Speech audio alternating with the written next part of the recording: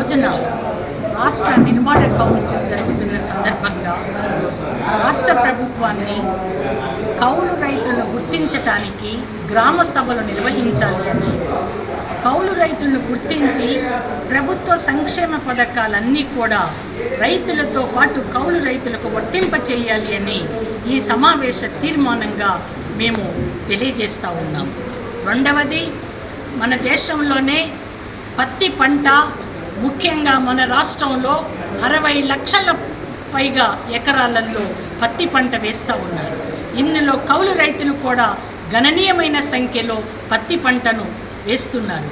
ఈ పత్తి పంటకు వచ్చేటటువంటి గులాబీ రంగు రోగాన్ని నిరోధించటానికి లక్నోలో ఉన్నటువంటి నేషనల్ బొటానికల్ రీసెర్చ్ సెంటర్ ఒక మంచి టెక్నాలజీని కనిపెట్టింది.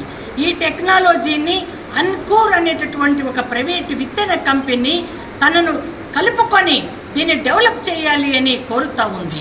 దానికి కేంద్ర ప్రభుత్వం, యూపీ ప్రభుత్వం కూడా, ఉత్తరప్రదేశ్ ప్రభుత్వం కూడా అందుకు సిద్ధం కావద్దు అని. ఎందుకు అంటే గతంలో BT1, BT2 వీటిని తయారు చేసినటువంటి మాన్సాంటో కంపెనీ BT1, BT2 విత్తనాల వల్ల రైతులు చాలా దారుణంగా మోసపోయారు. పురుగులను నిరోధించేటటువంటి టెక్నాలజీ B1, B2లో లేకపోయింది.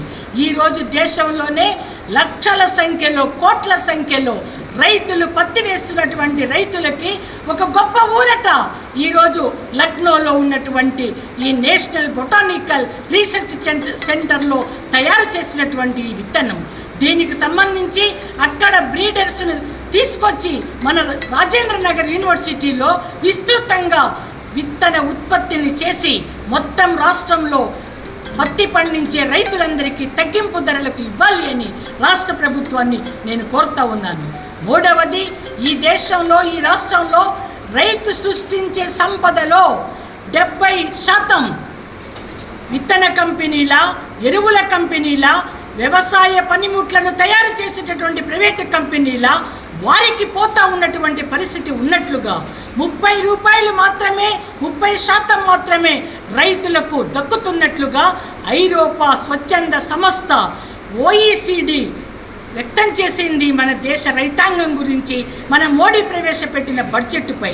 అందుకోసమే ఈ 70% ప్రైవేటు కంపెనీలు దోపిడీ చేయడానికి వీలు లేకుండా రాష్ట్ర స్థాయిలో ఒక మార్కెట్ నియంత్రణ చట్టం తీసుకురావాల్సిన అవసరం ఉంది. అట్లాగే విత్తన చట్టం కూడా తీసుకురావాల్సిన అవసరం ఉంది. కౌలు రైతులకి రైతు భరోసా, రుణమాఫీ, అట్లాగే రైతు బీమా, దాదాపు రాష్ట్ర ప్రభుత్వ 13 సంక్షేమ పథకాలు కౌలు రైతులకు వర్తింప చేయాలా. ఈ రాష్ట్రంలో దాదాపు 20 లక్షల మంది కౌలు రైతులు ఉన్నారు. ఈ కౌలు రైతులు ఆత్మహత్యలకు పాల్పడుతూ ఉన్నారు. వీరిని కాపాడాలా. ఈ దేశంలో, ఈ రాష్ట్రంలో రైతును కాపాడాలా. వ్యవసాయ అభివృద్ధికి నికరమైన చర్యలు తీసుకోవాలి అని ఈ సందర్భంగా నేను డిమాండ్ చేస్తా ఉన్నాను.